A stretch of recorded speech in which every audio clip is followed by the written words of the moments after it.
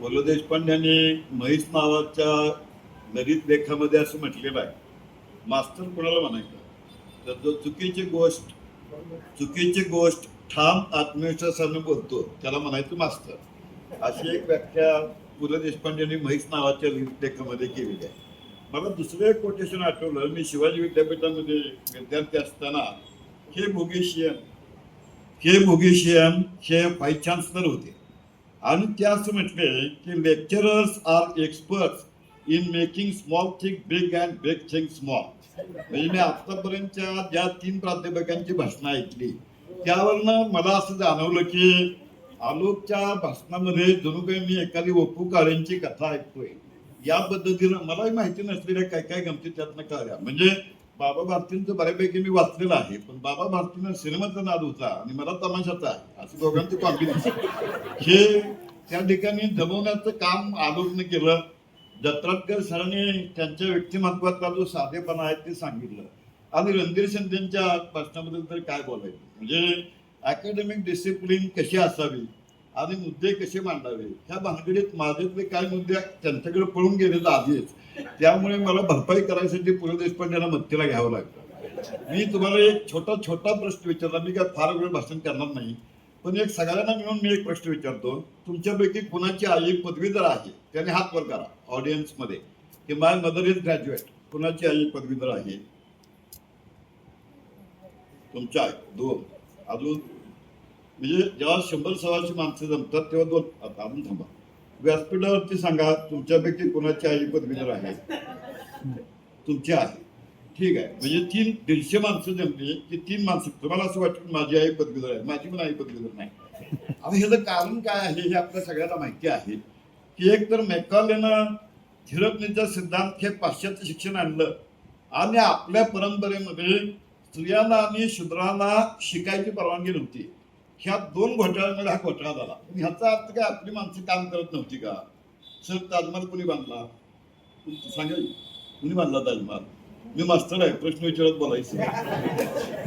शहाजहाननं बांधला असं आपण तांत्रिक दृष्ट्या म्हणतो, पण ते खरं आहे का? मला प्रवास सर शहाजहानच्या पलटुंडाचा SMS आला की हमारा भी बैंक बॅलन्स होता अगर हमारा नाना आशिक न होता, अगर हमारा नाना आशिक न होता असं पोरगं म्हणलं गमतीला. पण म्हणजे ताजमहाल बांधला तो शाळेत न गेलेल्या सामान्य कष्टकरी माणसांनी बांधला. अजेंडा वेरूळची लेणी शाळेत न गेलेल्या माणसांनी बांधली. क्रांतिसिंह नानापेटला असं म्हणायचे की आमची पोरं, शेतकऱ्याची पोरं अशी तयार आहेत की मिरचीची रोपं अशी लावतात की मिलिटरीची शिस्त सुद्धा इथं झक मारत.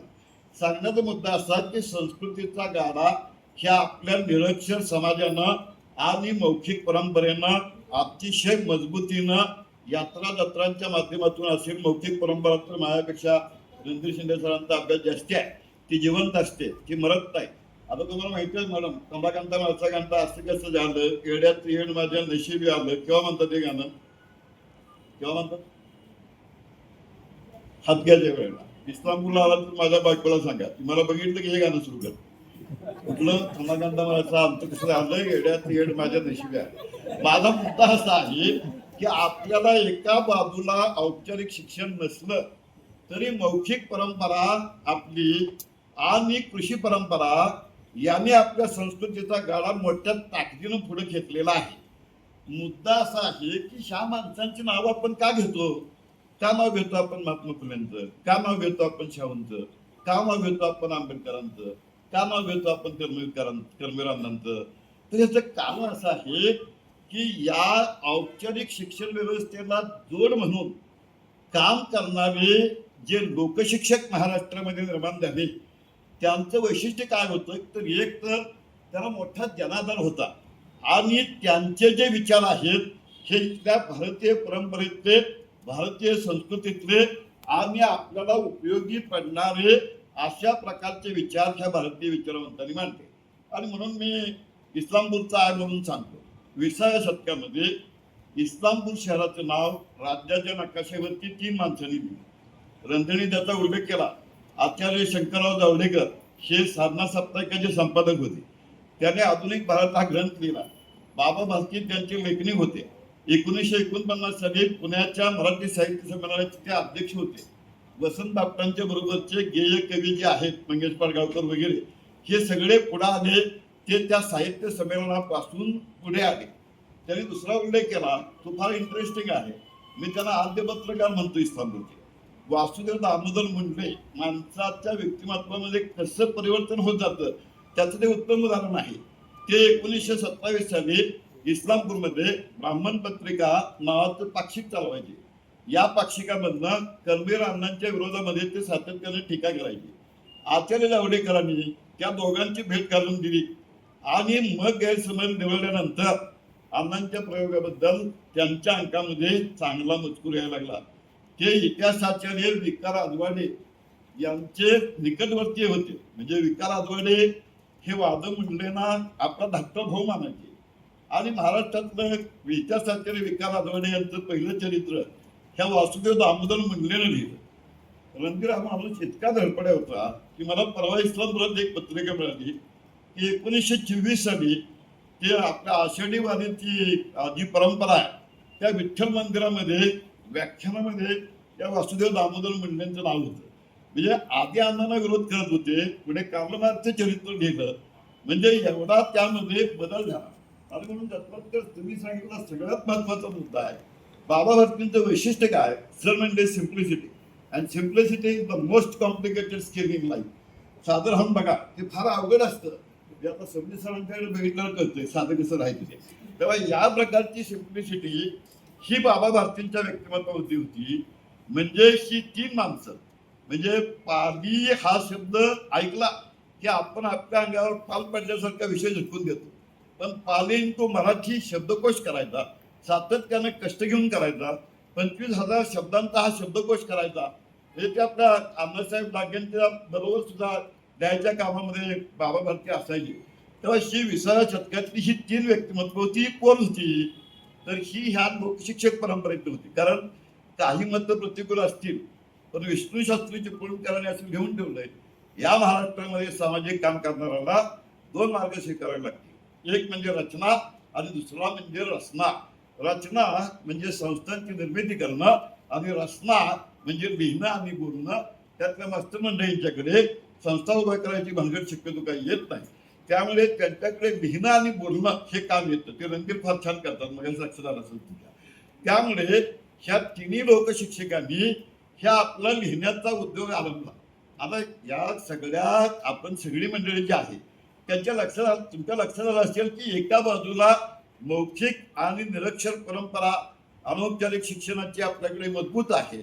त्याच बाबतीमध्ये औपचारिक शिक्षण व्यवस्थेला जोडून या बाबा भारती सारख्या लोकशिक्षकांनी मोलाची कामगिरी बजावली. आज बाबा भारतीचं स्मरण करताना आपण काय केलं पाहिजे? तर माझा मुद्दा तुम्हाला जरा चमत्कारिक वाटेल.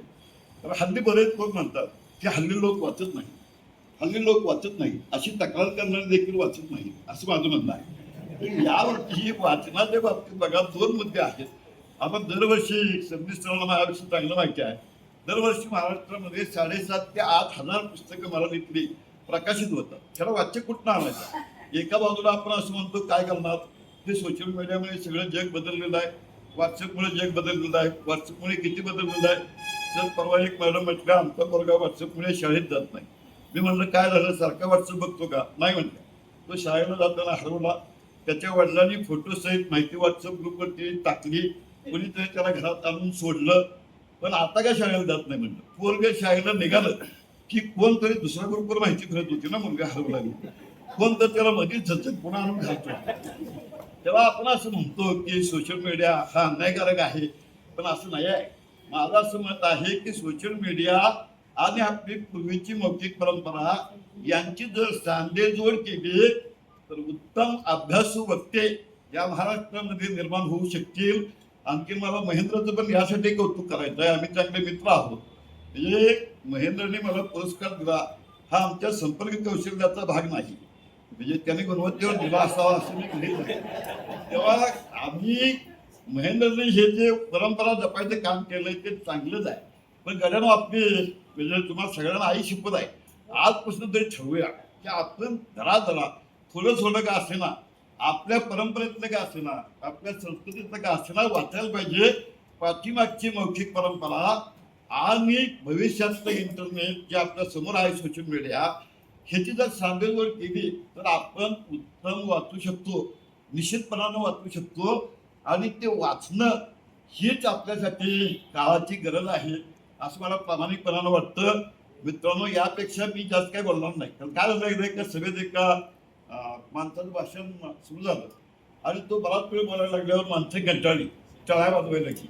हा आणखीन पुढे बोलायला लागला, माणसं पुन्हा टाळ्या वाजवायला लागली. शेवटी कोकणातला एक माणूस रिव्हॉल्वर घेऊन उभा राहिला आणि तो असं म्हटला की Ranbir Shinde sir, Dattatray Sabnis sir, Kamat sir, Mahendra Abok, तुमचा काय दोष नाही. याला बोलायला इथं कोणी आणला नाव सांगा, त्याला जिवंत ठेवणार नाही. तेव्हा कुलगुरूंच्या उपस्थितीमध्ये अशी काही महेंद्र आणि माझ्यावरती पाळी येऊ नये यासाठी खूप खूप धन्यवाद सर. सरांनी आपल्या अगदी विनोदी शैलीमध्ये आपले मनोगत व्यक्त केले. खूप खूप धन्यवाद सर. यानंतर लोकशिक्षक बाबा भारती जीवन गौरव पुरस्कार विजेते शिवाजी विद्यापीठाचे